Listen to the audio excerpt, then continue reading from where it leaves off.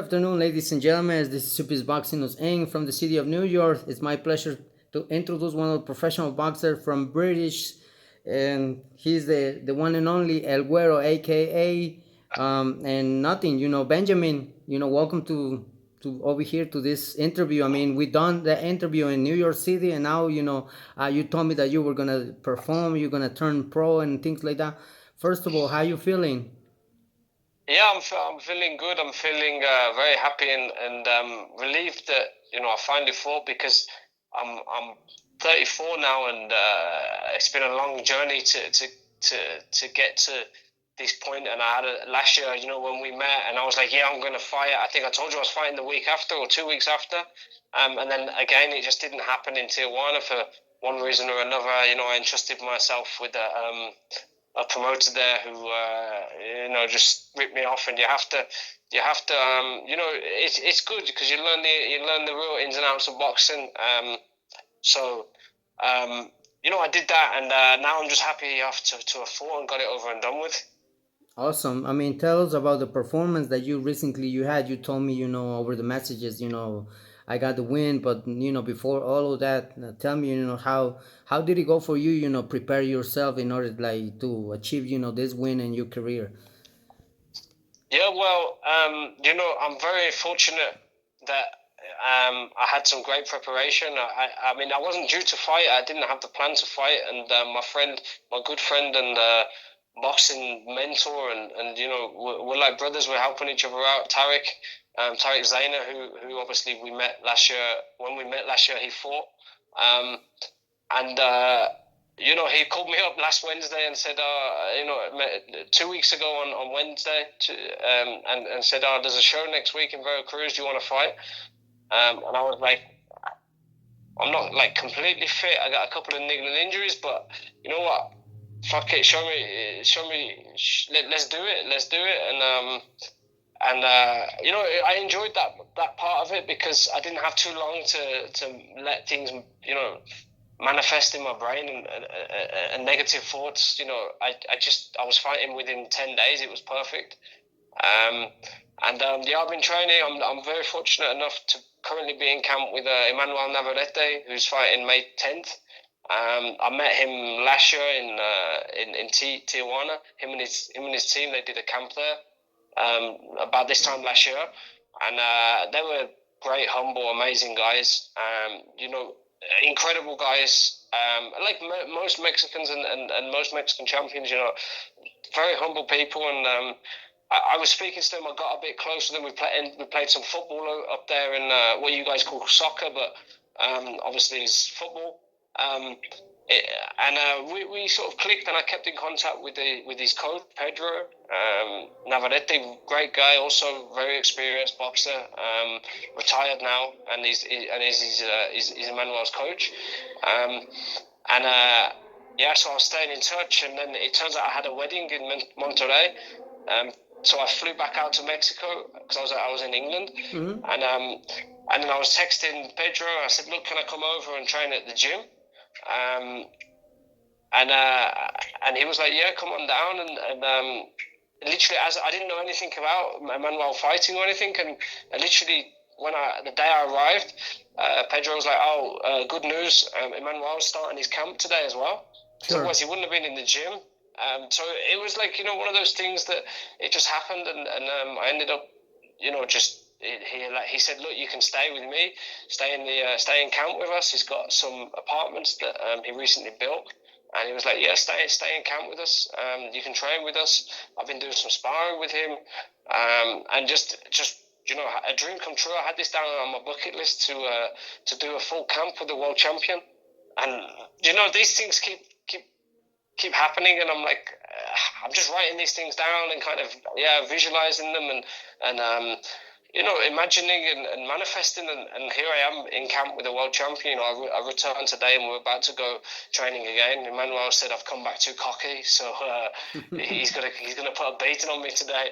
I'm in joking, I'm trying to remain as humble as possible. That's awesome. I mean, hey, to hear that you also, don't get me wrong. Every person that comes in your career and help you in order to develop, yourself and more shape your skills and everything like that. But hearing that you training with Manuel Navarrete, I met him a long time ago when he became a world champion, WBO champion, and nothing, just my respect. And here goes a question. Hey, for the fight fans, how hard can Navarrete hit? Or let's give a little pick of that.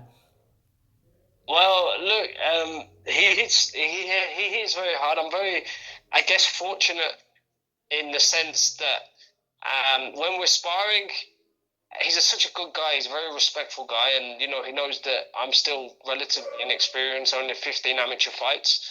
And luckily, I'm sparring him. I mean, he spars every day.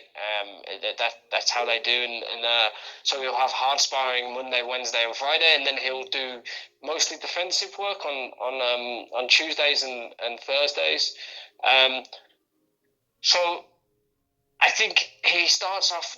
We do like 4 rounds, and he starts off in defensive mode, and then of course, you can't go swimming without getting wet, and especially when you're only in defensive mode, you're only really receiving punches. He's trying to move out of the way, and I'm catching him from time to time.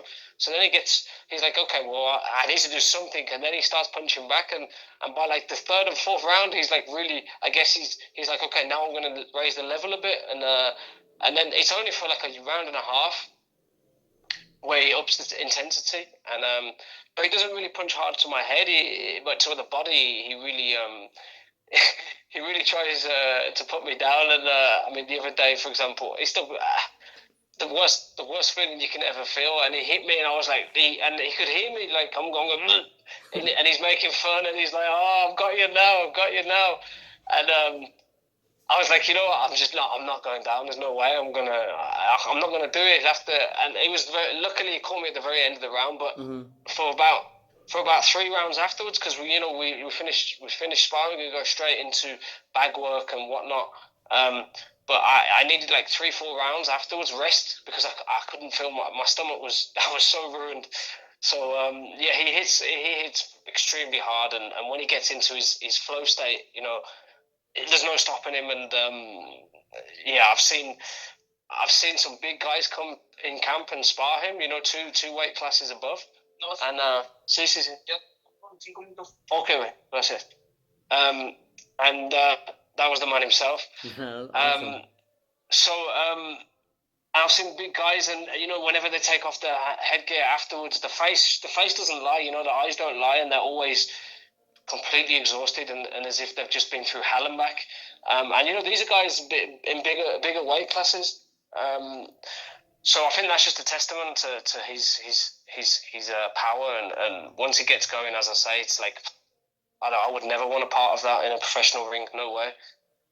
But that's something amazing when it comes to I mean, don't get me wrong, you already receive all these punches, and you feel the kind of power that his punches carry. But that's something impressive when it comes to try to develop yourself.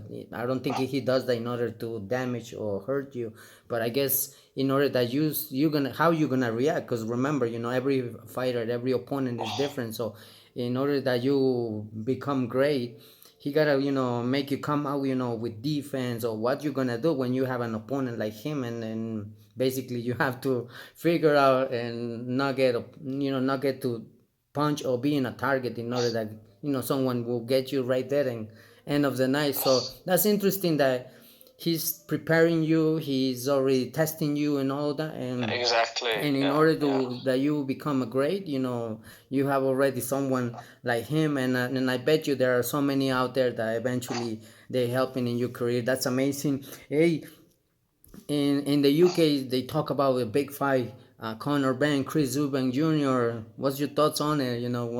Who you pick as a winner? I mean, how do you see this fight will go? Well, I don't know if you've caught much of what Chris Eubank Sr. has been saying of late about the fight, and how he doesn't believe he should be going ahead. And I somewhat have to agree with Chris Eubank Sr. in the sense that Chris Eubank Jr. is so much bigger than Conor. Conor is, he really is a super lightweight, I would say. If he was fighting in America, how the Americans do, they boil down, like When Delonte fought Tariq, for example, you know, he ended up, he was huge on the night. He ended up moving up in weight afterwards, but it's the same thing, and there's so much of a difference in those. It's like two weight classes below ultimately, and three really, because I believe Conor is 140 pounder. So look, both of their dads have been involved in. I don't like to say this, to be honest, but I think it's the truth. Both of their dads have been involved in fights that have left their opponents in life-changing conditions, with life-changing injuries, and Chris Eubank himself has been involved in a fight with somebody who is not the same person anymore. And I actually fear that, you know, history repeats itself. So I actually think, and this is what Chris Eubank Sr. has been saying, you know, it's not safe. It's not safe. My son might get hurt boiling down to 160 pounds. But in truth, I think what he's trying to say is that Conor might get hurt, but he doesn't want to hurt their ego. And he's trying to point out that his son might get hurt to save Conor. In truth, that's what I think. And I just think Chris Eubank Jr. will be too big, too strong, too experienced, and it could be a painful evening for Conor Benn and you know, maybe his family. But let's see, you know, money. You can see that this is an Eddie Hearn classic. You know, he did this with Cal Brook. He ruined Brook's career by dangling huge money in front of him. You know, Conor Benn arriving to England the other day on a private jet. You know, you just see that it's a lot of money in this fight, and that is what's the reason why it's going ahead is purely money, and it's not with any care for people's health. Sure. I mean, I think when it comes to weight classes, I think, in my opinion, and with all due respect to Conor Benn, I think it's too big. As you know, I agree with you. 160 division. Even when Chris Eubank Jr. will go down to 160, he belongs to 168, and he will go 160. I think he's still strong, you know, and powerful. So I guess we'll see what outcome it's gonna be, because it's interesting, this fight, to me. So when it comes to fights like that, I'm a big fan of see what outcome it's gonna be, and including in yourself. Hey, just to wrap it up, you know.